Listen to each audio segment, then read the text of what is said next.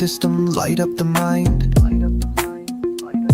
We're chasing the edges they say not to find. Flow like a river, fierce and precise. Lollydabbing through limits, no need to think twice. No cheat code, no shortcut plan, just grit and grace and a mic in our hand. Keri and Richard pushing past norms, dancing with dopamine, writing brainstorms. This is the art of impossible. Fueling the spark, making the improbable unstoppable. Drop into flow, where the wild things grow. Welcome to the edge of control. Lollydabbing the impossible. Curiosity's compass, purpose is fuel. Hard goals and habits, breaking old rules. Risk it, own it, bend what you know. This is the lab where peak minds grow. No easy win, no magic cue, just science and soul and something true. We're not just talking, we're breaking the mold. Lollydabbing with stories bold. This is the art of impossible. Fueling the spark, making the improbable unstoppable. Drop into flow, where the wild things grow. Welcome to the edge of control, with Keri and Richard in tow. It starts with passion, moves with grit. Stack those triggers, then commit. You're not broken, you're built to fly. So lollydab loud, reach for the sky.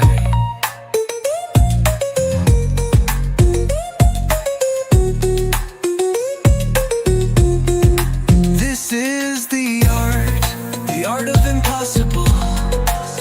Fueling the spark, making the improbable unstoppable. Drop into flow, let your mission grow. Keri and Richard know we're lollydabbing the impossible.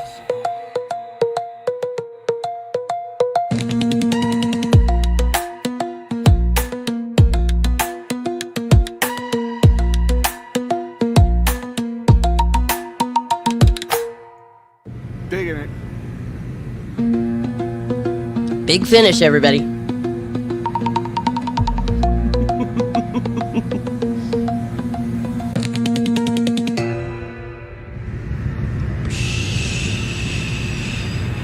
wind and the wires make To brainstorm. something, yeah. I don't know, just making it up as I go. Rascally Rabbit, welcome. Good to see you. Robbie, welcome. Chad Freeman in the house. Good to see you, my friends. Our friends are all here. I'm glad they were motivated. Yeah. See what I did there? Yeah. Motivated to show up. Yeah. We're talking about motivation today, right? We absolutely are. And I've got a little clip. Let's just pop right into this. We'll use Stephen Kotler as our little warm up here. And let's do this. To go big, and not going big is bad for us. Like, flat out. And we all know this. We've gotten used to performing at a mediocre level, and that's what we expect. It is going to take extraordinary amounts of motivation and energy to get up to like super expert. Fear is a fantastic focusing mechanism.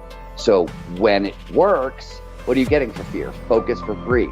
When it doesn't work, what are you getting? Anxiety and depression, one of the largest epidemics on earth. I always say, as a journalist, you're taught that the best room to be in is the room where you're the dumbest. The great thing then in all education is to make your nervous system your ally and not your enemy. I always say that you have to start with motivation because motivation is what gets you into the game.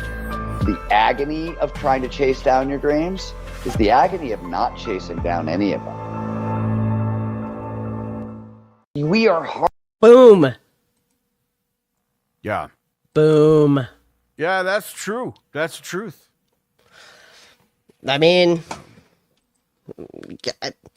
And it is true in the sense that fear is a great motivator, and on the flip side of that, fear is, I mean, anxiety will get you, Mm-hmm. It depression will get is. you. The fascinating part about this whole study for me and this motivation part, honestly, I'm like want when he starts talking about chemicals. I don't give a shit. I'm not. I don't care. Fair, That all fair, happens fair. automatically. So I don't. It's information I don't need. But Hmm. coming out of that, what he's talking about is how that all comes together to make us be motivated, and what's going to come in the next stuff. A little foreshadowing is how to do that, because this is great information. If you listen to this chapter or you read it, you will find this is great information, but you can wonder how the fuck. So how you did that? Now I know what it all is, but how do I do it? That's coming. So Oh, and I'm sorry to hear. Just real quick, that Polvald had a heart attack and a surgery recently. So yeah, our hearts go out, our positive vibes go out to him. I wish him a wow, I speedy am recovery, and sorry to welcome him to the club. yeah, I he's don't know what honorary his enough. I surgery think. was. It could have been stent placement because that's considered a surgery. It could have been bypass. I've had both. So my heart goes out Yeah. to him. All the positives sent to him. All the motivation. I sent him all the motivation to get well soon. Yes. There you go. To All the overcome. motivation. If you don't think you can overcome, I mean, yeah, you gotta want it. You gotta back on want my it. channel and look at how motivated and how much I thought I could do 5 years ago. Gonna be grumpy as fuck. Well, yeah, yeah, Mhm. yeah. Oh yeah, he will be.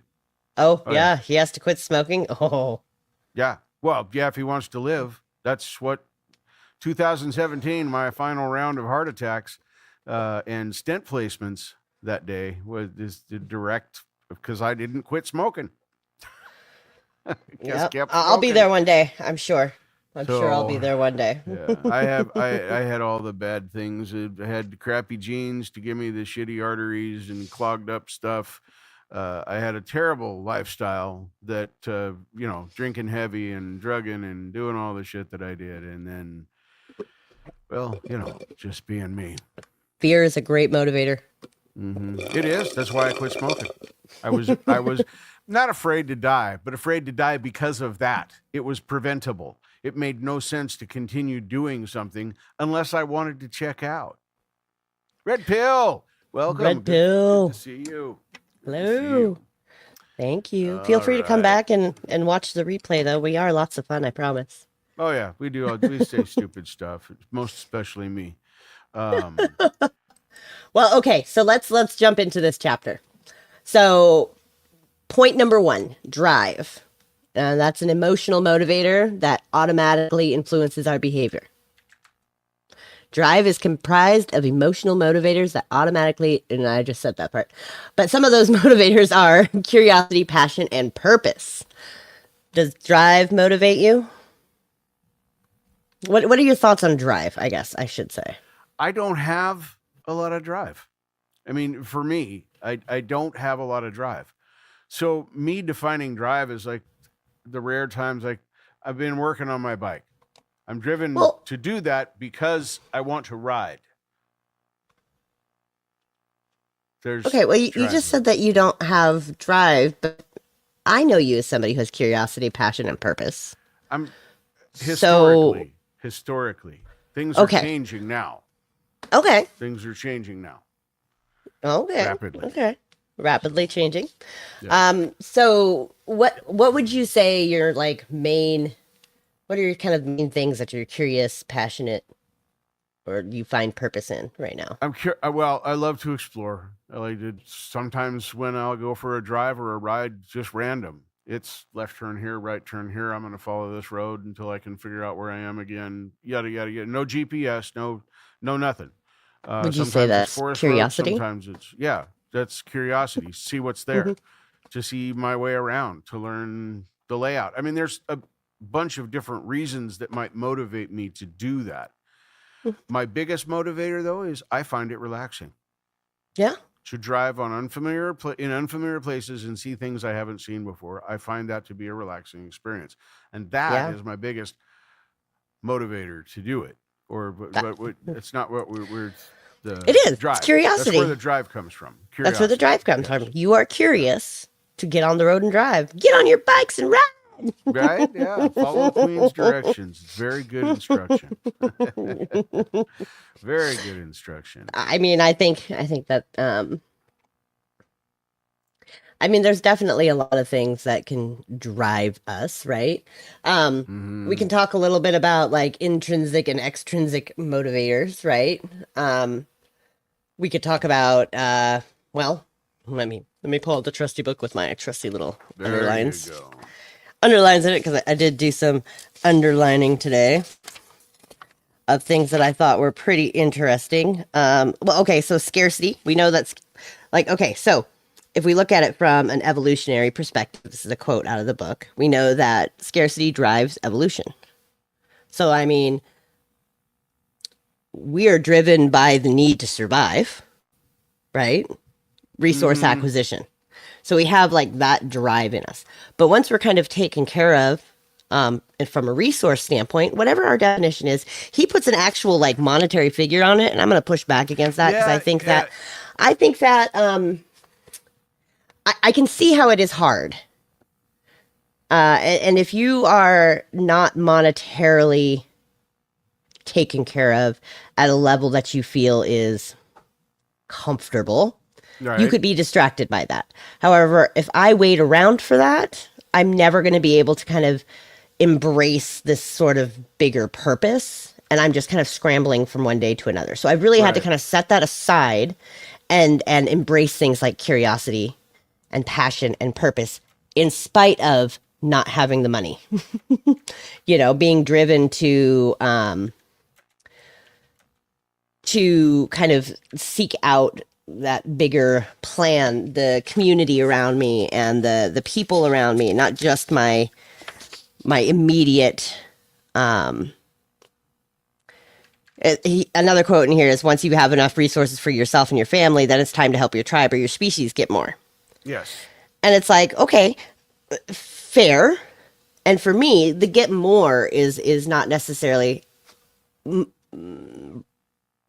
tangible resources. I want people to get more from their minds, from their experience of life, and that nature. But I do know that somebody from my socioeconomic placement in this world, like laterally speaking, a lot of people at the same level are like, what are you talking about? They don't they don't really want to go there because they don't feel like they have enough of the immediate resources, and I think it's draining on them. What are your thoughts of kind of skipping over like the daily scramble of trying to get enough money to be comfortable to be in? I'm kind of in that right now. I currently do not make enough to cover all of my bills. I need a job to help do that. So I'm very motivated because of that fear of not being able to pay those bills, that I'm motivated to try and change that.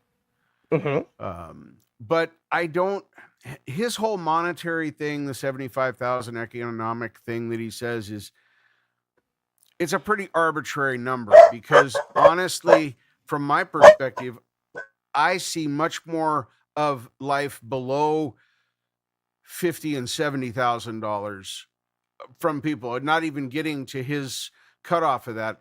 And these are people that, like myself, become creative and find ways to do and have what you want or need without spending the extra money. You may have to make some concessions. And that's currently my situation. But as I make more money, it will change. And my motivators will change. And I think that's his point, is that when I get to that level where I'm comfortable, now I'm covering my bills and I got a little bit to buy an extra ounce or whatever the fuck. I'm just making shit up. Doesn't matter. Now I'm going to relax. That motivator is chilling now.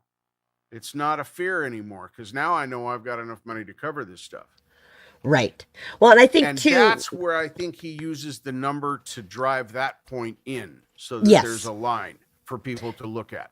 to look at a line. Everybody's line is different. It's going to be Everybody's different. is relative. And 100%. I think that it brings to the point of like the people that I strive to spend most of my time with are people who spend their downtime when they're not looking for the way to survive, right? When you're looking to kind of unplug from that fear and do something with enjoyment, you're not just vegging out in front of the TV. You've got something that you're working on that is also fulfilling, has a little bit of purpose to it, has curiosity, has passion behind it.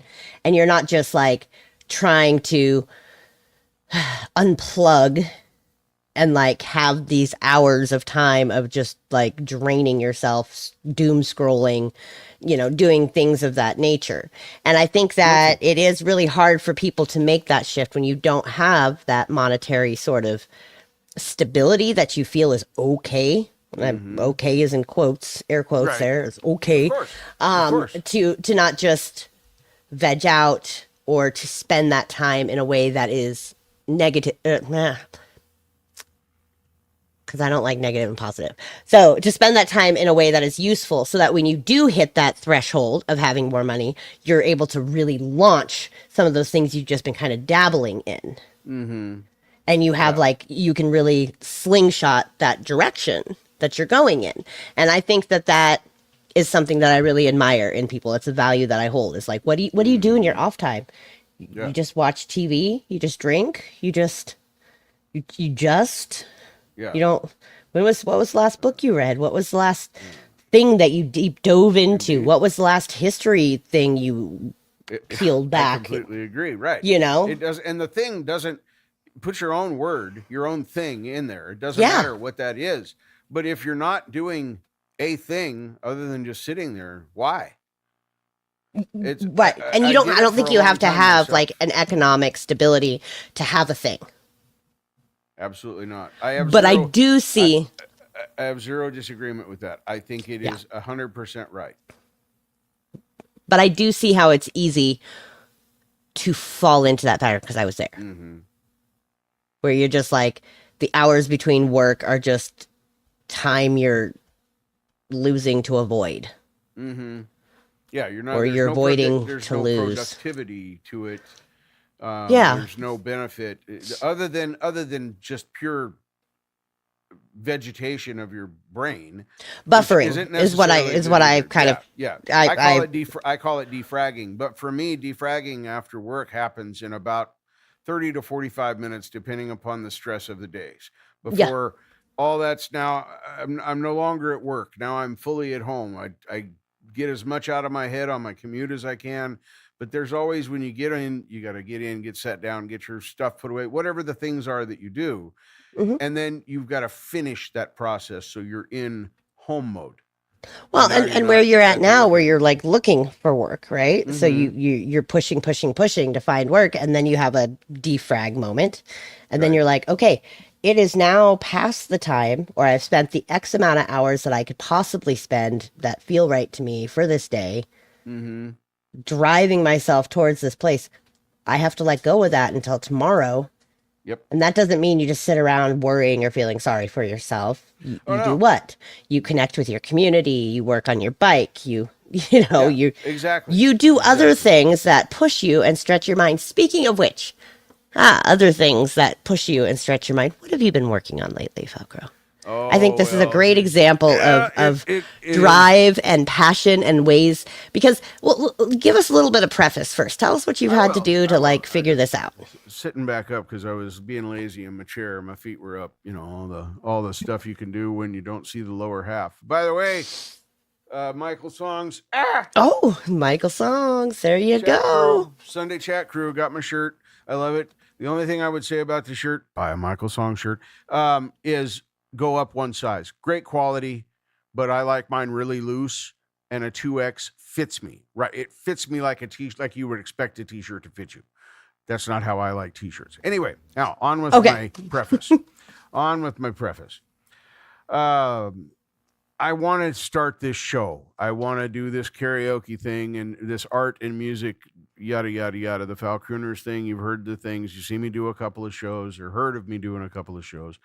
It's not off the ground yet, but this week I decided to stretch myself and learn some new things and start moving towards a better production, a better show. I'm going to be asking people to come on and put themselves out there on my show. It should probably look a little bit more organized than one of my typical shows does. Should, or you wanted it to? I wanted it to. Okay. I mean, that's a little different than shitting all over your... When I say should, I am pointing at me saying that is what I think needs That's to what you be done. want. That's Yes, what you want. that is what That's I what you want to do. Ultimately. So yeah, Yes. just And replace so should you have with you have want. a lot of experience. You've been like making videos your whole life, and that's... No. No? Oh, okay. No. I don't. I have avoided video production in my YouTube career as much as humanly possible. Almost everything I've done is live or was filmed live and then uploaded just like it was. Mistakes and bad light and cars honking. I don't give a shit. So now the change is more to a production mindset, so to speak, where I want to present, I didn't say should, where I want to present a better product, not a better me. I'm still me. This is rough and it's always going to be that way. But you're a pretty good product, Richard. I'll give you that. What the people come into and what I'm promoting, I want them to be happy about what they see. So I decided to get into Canva, whom a really, let's see, is it this hand? Yeah, it's that one. I got to think about it. That person right there gave me access to the pro Canva deal, which I have not used at all. And I did this week. I jumped into it and I started working on a new intro for my Art and Melody Lounge show. So you have a passion about sharing some music and stuff. And you had a purpose. You wanted a higher production value in your mind, and you have a curiosity on how to get that done. And so you self-taught yourself some things. And I think we should take a look at that result, because I think that is a beautiful little muckmo of things that created a result. And I think that's what I really want people to take away from this show and why we share these. I agree. These books and these thoughts, and we have these conversations, because I want people to be curious and passionate and have purpose no matter where they are in life, because it kind of keeps driving you forward. Drive, motivation, all the things. So that's why I wanted you to share this. Also, because it's a great shout out to Richard and his show. But, shameless self-promotion aside, I think it really illustrates... It really illustrates what what we're trying to do is get people outside of their comfort zones in order to be able to excel at whatever it is that they choose to excel at, whatever exhalation looks like. Exhalation? Is that a thing? Excel? It is now. It is now. It's Keri's new word. Acceleration? I don't know. That works too. All right. It is what it is. Let's go. It's your words. You got to do what you do. All right. It's my mouth. I can put what I want. Let's go. Whoa, wait a minute. Hold up. Where's your thing so I can share it? Because I'm there it is. All right, here we go. Now you need a savior. So here it is. It's 1 minute, so it's not very long.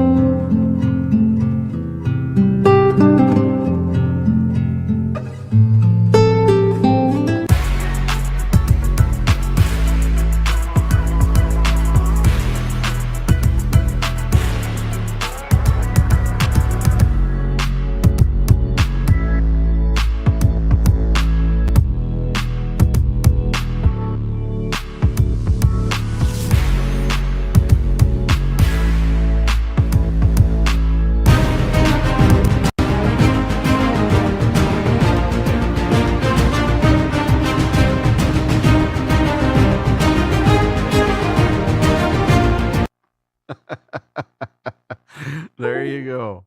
That is, yeah. Uh-oh. Something ain't happy.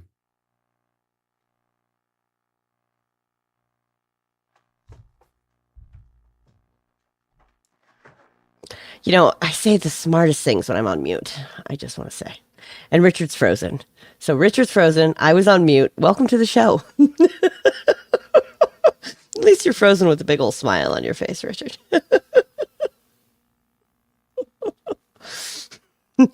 Oh, well, while he untangles his smiling frozen face, I think that it leads into the next part of our.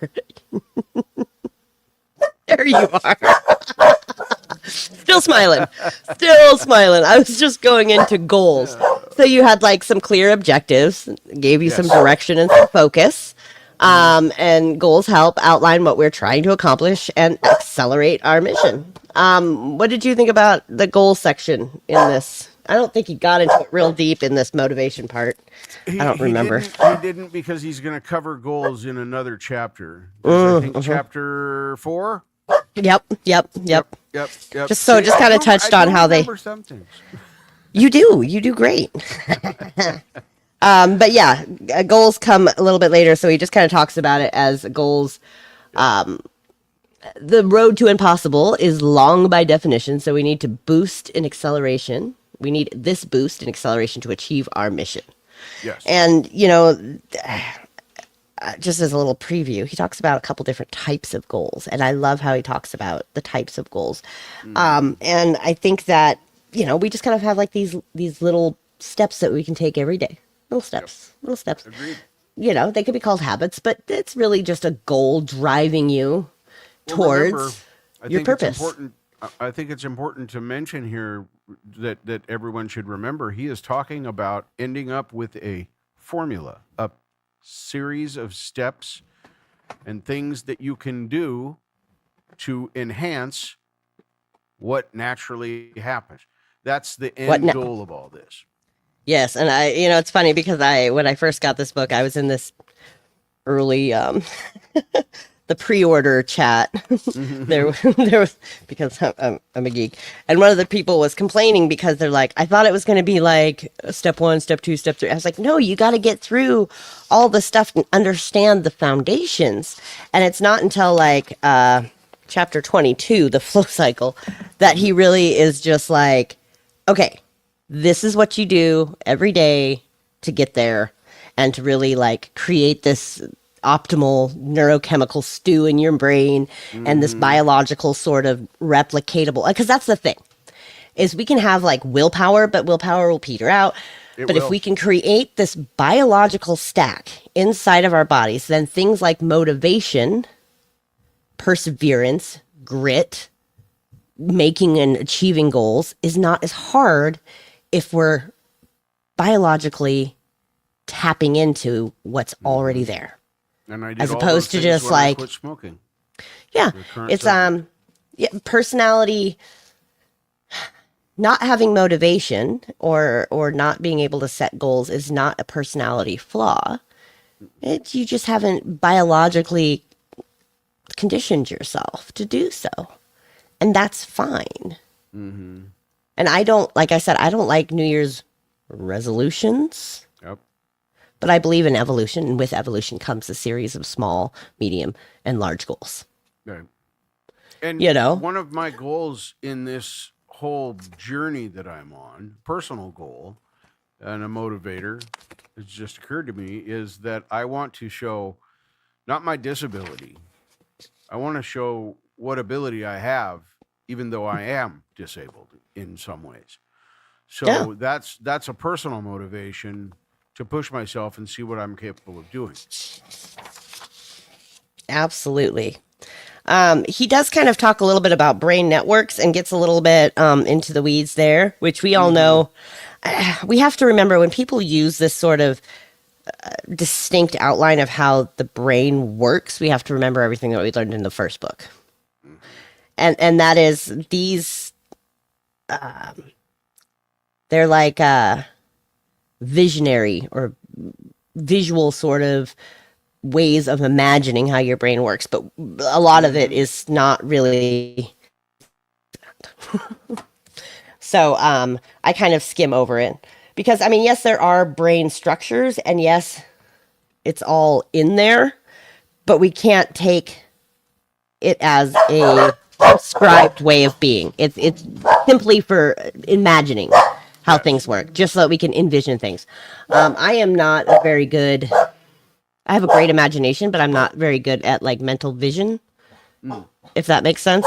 Like if you were to describe a house to me, you walk in the front door, and when you look to the right or you look to the west and you see this room, you look at me like, okay, can you draw me a picture?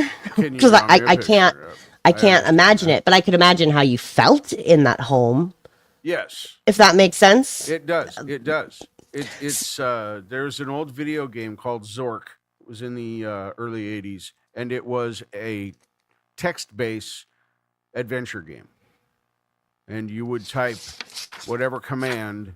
GW meant go west, go south, and you would find things. You would run into a house, and then you would have to give commands to look around the house and figure out if there was a way in, and so on and so forth.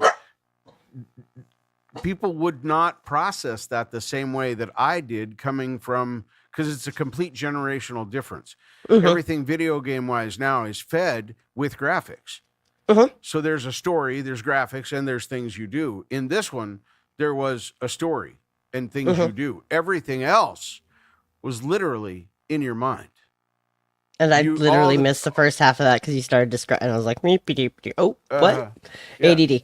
But that's much. the same principle as what he's talking about in this, in envisioning things and being able to use your brain in different ways. It's an illustration, not. No two people ever imagined the same things that played the game Zork, ever. They all went through the same commands. They all went through the same exact scenarios, but no two people ever saw the same thing in their head. And it's the same way with what you were saying. And I know that's a long way to get to where I wanted to from where you were, but I think that illustrates what you're trying to say. Yeah. And that's, I mean, yeah, it's exactly what is we do. I think what's really important to understand is that we do kind of engage all these different parts of our brain. There's no like we only use 10% of our brain sort of rule, which he acknowledges, and that we do the idea of engaging and getting all these different brain chemicals to release, which, you know, dopamine, oxytocin, those are reward chemicals. Yep. We've got norepinephrine. It's adrenaline, or sometimes it's called noradrenaline, and it produces a huge increase in energy and alertness, stimulating both hyperactivity and hypervigilance. So oxytocin is the prosocial that underpins everything: loving, long-term, marital bliss, cooperation, well-functioning. Serotonin is peaceful and calming and a gentle lift in the mood. Let's see, endorphins and anandamide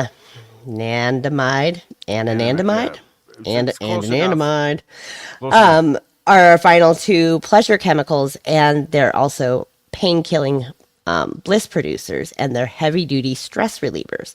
And so you can see, if you can engage all of these sort of things simultaneously, how much you can get done. Whether it's a physical activity or it's a mental activity. He goes pretty deep into, at least the surface deep, into what each of those chemicals is for and how we use it and what might happen and examples and all that, which would take us, 15 minutes to go through here. If you want to know it, read the book. You got to read the book. Read the book. Read the book. Read the book. Read the book. Read the book. Read the book. Read the book. Read the book. Listen to the book. It's not a hard read. It's not a hard read. It's plain language. I mean, yeah, there's some words in there, like you were the norepinephrine. I practiced that one.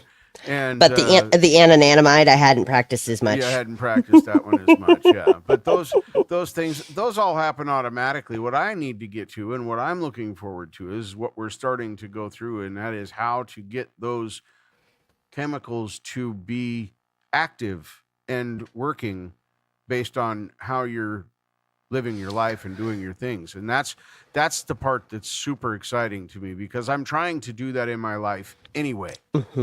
Well, when fully aroused, the seeking system fills the mind with interest and motivates organisms to effortlessly search for the things they need.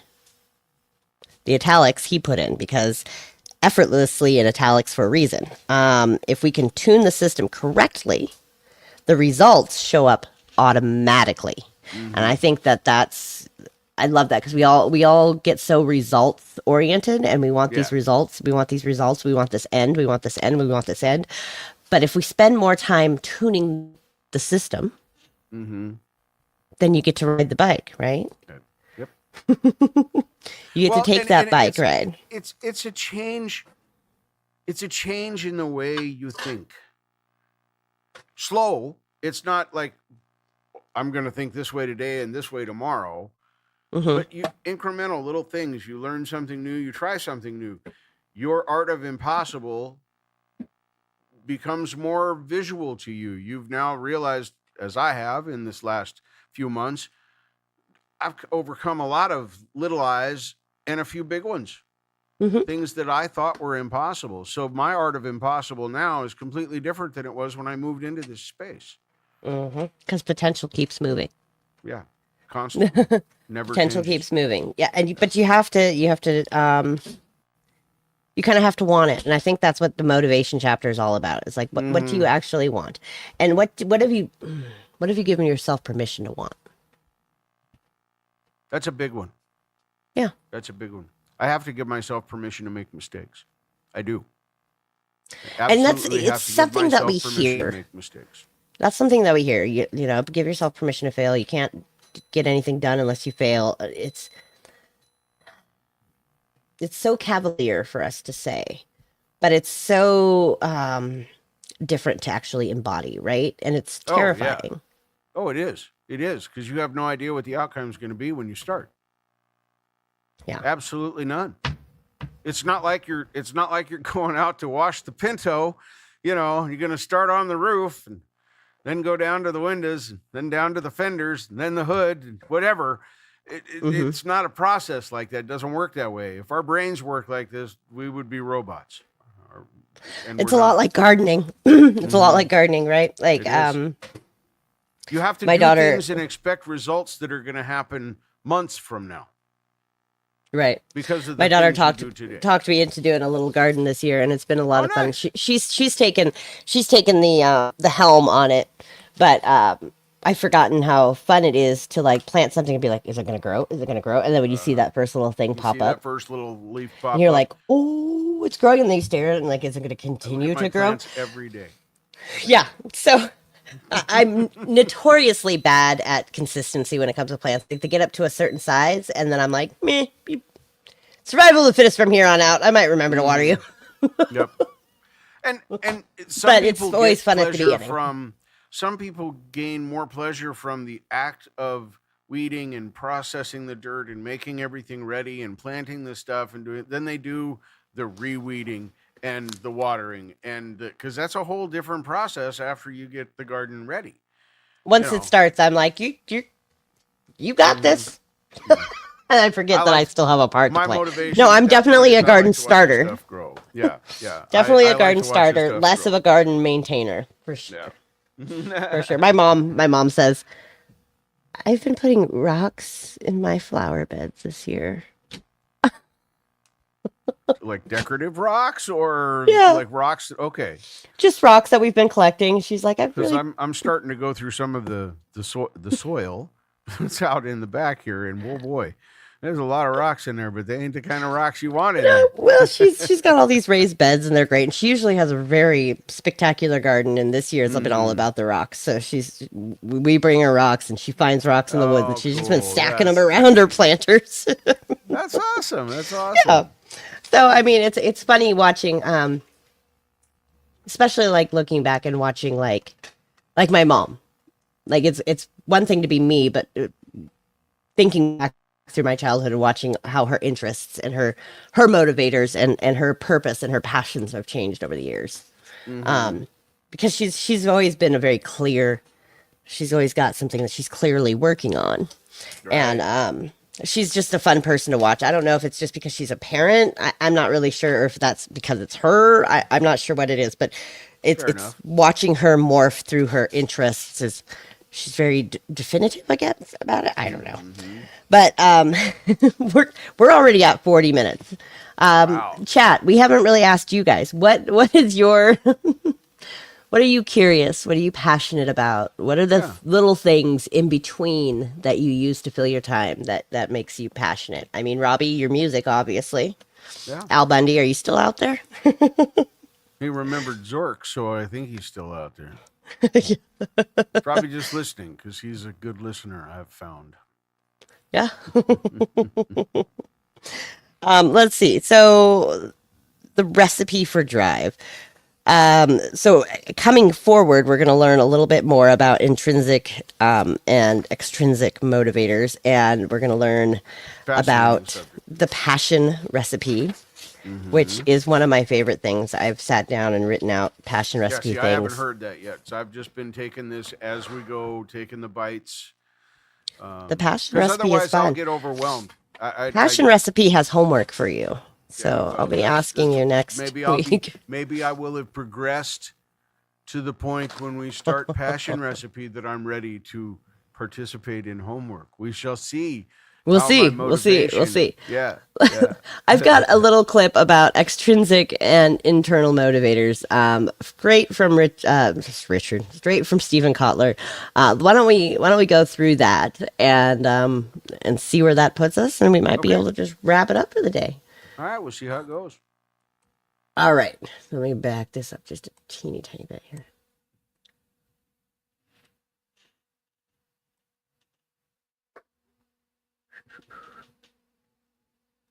Okay. Sorry, I had to back it up and find the right spot. And then share screen. Nope. Let's see, share window. Okay. Add to stage. Let me talk myself through this one. There we go. Okay. Can you hear it? You couldn't hear it? I think I forgot to do... Okay, let me stop that. I know what I forgot to do. Present. Share screen. Share window.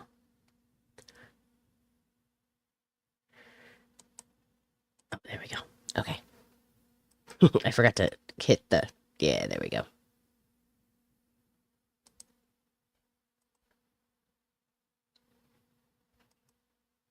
I have it open on my Windows Explorer instead of my Google. It's a long story. Anyway. Doesn't matter.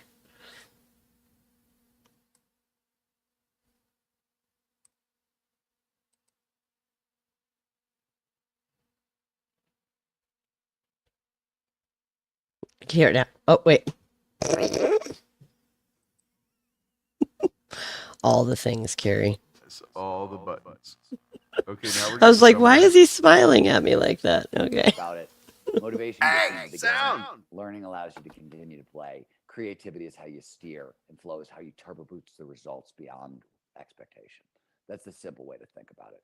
But when you say motivation or learning or creativity or even flow, scientifically, these are catch-all terms, right? Motivation doesn't just mean motivation. It means extrinsic motivation, stuff we want in the real world that we'll work hard for: money, sex, fame. Intrinsic motivation: curiosity, passion, purpose, autonomy, mastery, right? Things that really drive us on the inside. They also mean grit and goals. At the heart of the question is, where do you start? At a basic level, where you always want to start is, just to put it in context, is with extrinsic motivation. What the science is really clear on this, starting with Abraham Maslow and going all the way through Danny Kahneman today.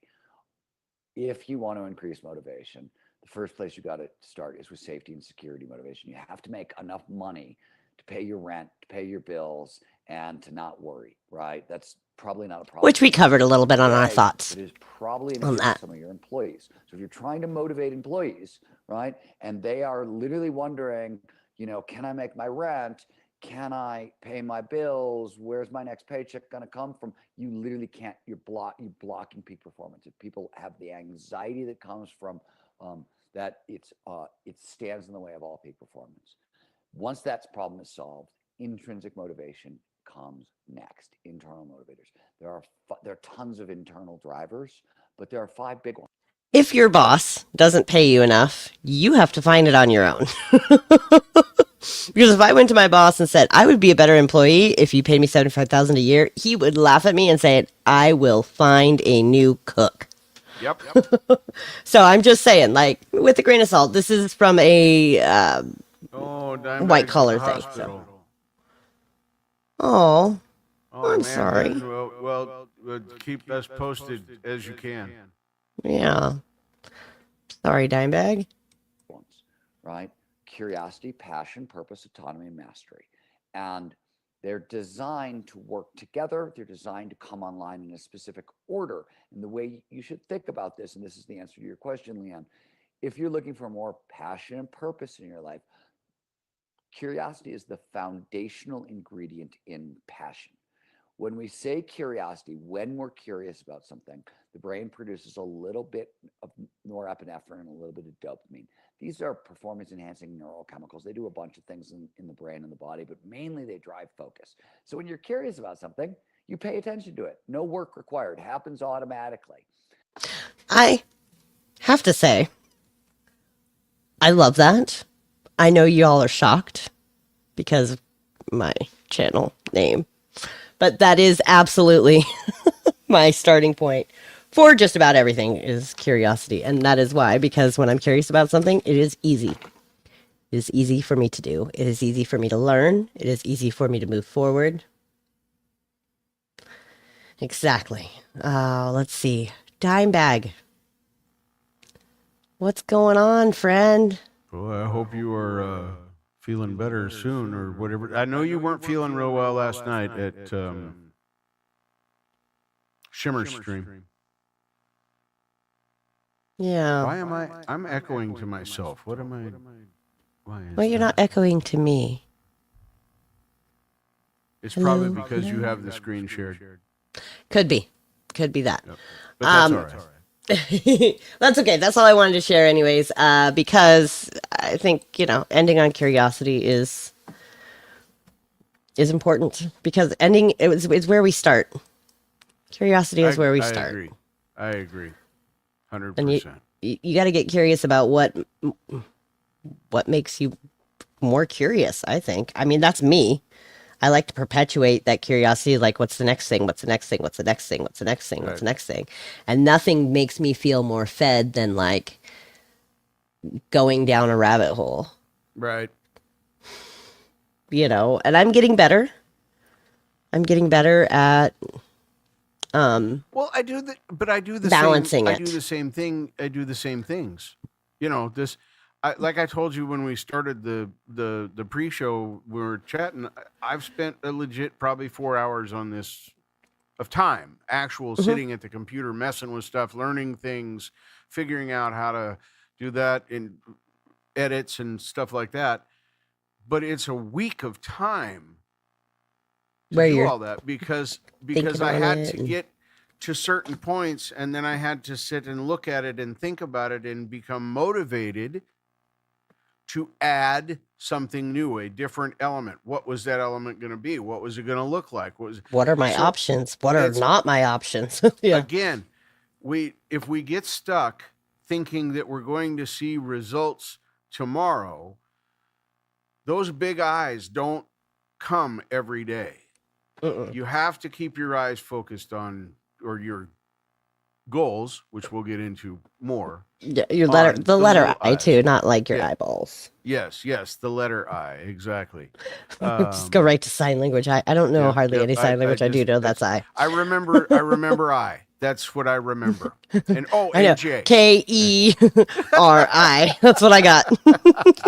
Nice. I can't spell my name in sign language. Anyway, but I see those parallels doing this. I'm more excited about what's coming because it seems more nuts and bolts to me to put into place in my life. And I love the automatic aspect of it because it's a formula. So if I do the steps, as been proven by many other people, this is not science fiction, it's science fact. If I follow these steps, it will change my life to some extent, to the amount of effort I put into that change and those goals, and that is what's going to make that. And I love the part that we haven't mentioned yet, is that if you do what you love and you're motivated to do it, and it's a hard job, it's not work, because it becomes fun. It becomes something you look forward to doing, to working on. Once again, that's a small I. That will come in time. You just got to keep trying and keep looking. Well, and it's not like a circle cycle. It's a spiral cycle. Because I mean, I started doing this work probably, I mean, it's 2025 now. This book came out in 2020, 2021 possibly. Yeah, thanks, So, I Dime. mean- that she was sharing her screen. But thank you very much. Appreciate it. Yeah, the feedback. Well, anyways, I guess we can't talk when I'm showing a clip on a screen instead of a tab. Okay, it's just because my chat GBT is it's- on my edge, and anyway. Okay, long story short. There's ways around that. There's ways around that. I was in a different browser, and I didn't want to try to find the same video in the new browser, in the Google browser. It's technology, man. But it is avoidable. I just chose not to avoid it. Right. But yeah, so I've been like I learn about things, and then I dabble in it, and then I pull back for a while, and then I relearn about it, and then I dabble a little bit more and a little bit more. I mean, it's just it's an unfolding for me. Yeah, it's a process of processes. Right. And that's actually meant to be an oversimplification, not a complication, because that's all it is just doing what you do when you do it, as often as you do it. And the science says the more often you do it, the more quickly it will happen, but it is still a time process. It's not instant gratification. Well, and then I think, I mean, there's something to be said about, like, I think referring to that certain monetary level, right, that we were talking about, that sort of comfortability. I think when you're not at that financial point, you have things that kind of get in the way, and you kind of have to shift your focus into survival again, and you're just like, I'm just trying to get through and pay the bills. And so, like, there's a little bit more, the job changing, you get, you end up making less, or it's not like we aren't white collar workers. We're no collar or blue collar workers, right? No collar, blue collar, right? Yeah. And so, I mean, I think that it's a little bit more of a meandering path, but that does not mean that we can't get there just because we're not in that financial point. And I think that is really something that I want people to take away from this, is that as we go through this book, we'll see that there is a little bit of privilege that he is assuming that people who are ingesting this information are at a certain sort of point and have a certain sort of thing in mind. And I want to kind of open it up to more of less privilege. So, oh, what is Robbie saying here? You have grit under your name, Keri. Do you like the new True Grit or John Wayne True Grit? No, this is Keri Grit. Keri Grit. Yeah, it's a different grit. It's a whole different grit altogether. Yeah, we don't talk about movies here. Well, I mean, we could. I don't think I've seen either one though, so I'm not terribly. I've seen them both, and Robbie's probably going to hate me now. I'm not a fan of either one. If you want to know the answer to that question, you asked a question. I'm not a fan of either of those versions of the movie. True Grit is not one of my favorites. Yeah, I didn't watch it. Sorry. So, I don't. Yeah. I think we know from my experiences on another show that I am notoriously terrible at watching movies. And the ones I do watch are questionable at best, but I love them, and that's all that matters. That's all that matters. So I'm looking forward to this. Now we still have a little bit of this motivational subjects left, don't we? What did I forget? Maybe. I mean, I covered my notes. maybe there was something I wanted to say. Let me go. That's let me why go I'm look like, at what stuff. did I miss? What do you got? I don't know. Let me go look at the things here and see there. I heard like a little chime. I thought you were going to come in Yeah, with something that was spectacular. That was the door. That was the doorbell thing telling me somebody was out there. Give me just a second.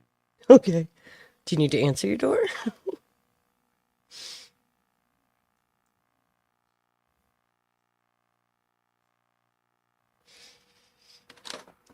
Yeah, no, you covered it. You covered Did it. I? We were, yeah. There was the It was the part about the dopamine thing with the runner's high and yada yada. Oh, yada. yeah. I just kind of Yeah, skimmed and over it because, skimmed I didn't over want to that put pretty people. quickly. Yeah, it's not important to the subject. But- In our Yeah, context. and listen, it's in the book. At the end of the day, we're not going to read the book to you. You have to be motivated to read the book yourself. Or, Yeah. like I did, go out and watch every interview that Stephen Kotler did because he does Yeah, some really you don't long. have to spend any money to do a lot of this. No. The stuff can be found on YouTube by simply searching the names that we're talking about. Yep. You can, if you want to find out. Let me see if I've got. Let me just search real quick. Stephen Kotler, The Passion Recipe.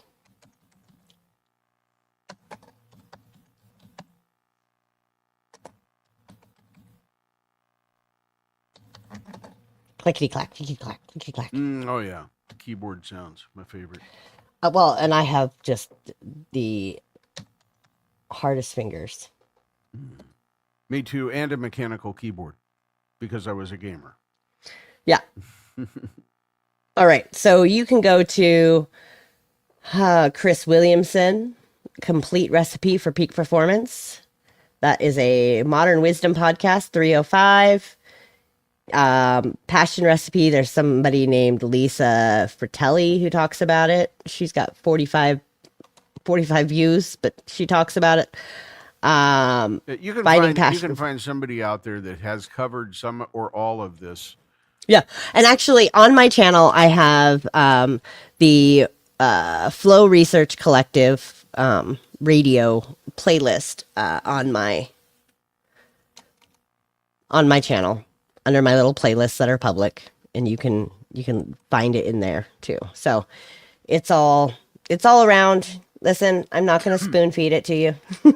You can go and find it, or you can just join us as we kind of peel back the layers and unfold together as I renew my self-education in this subject as Richard Same goes thing through I'm it for the doing, first yeah. time, and we kind of learn together. We're coming up on 57 minutes. What do you think? We should play that outro and Yeah, let's do that out. bid adieu to our friends. And I hope Thanks, y'all, that for being here. you are motivated to find some passion and some Something. fun and creativity and some small purposes, whatever that is. If it's just feeling better tomorrow, as some of our friends out there are not feeling the greatest right now, but Right. it's the little things that help you feel better. It's tomorrow's.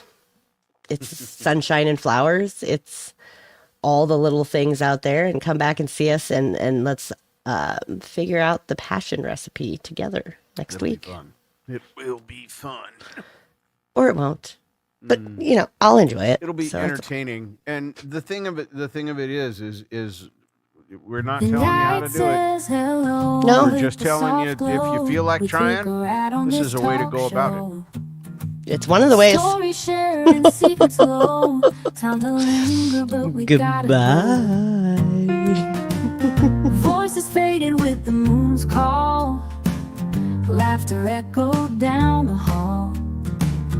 Thoughts that flew like paper dolls. Wrap it up and let it fall. Turn the volume down low, my friends. This chatter's come to an end.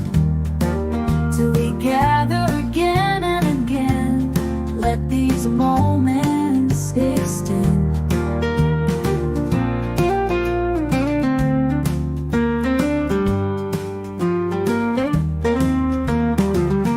In the quiet, hear the clock tick tock. Words won't stop, but we'll walk the walk. Dream a little till the next talk. Out of time, let's unlock. Turn the volume down low, my friends. This chatter's come to an end. Till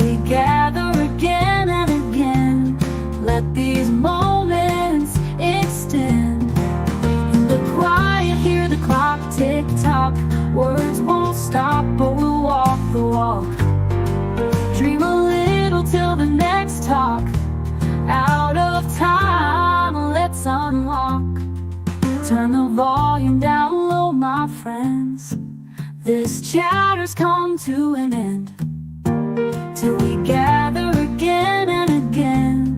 Let these moments extend.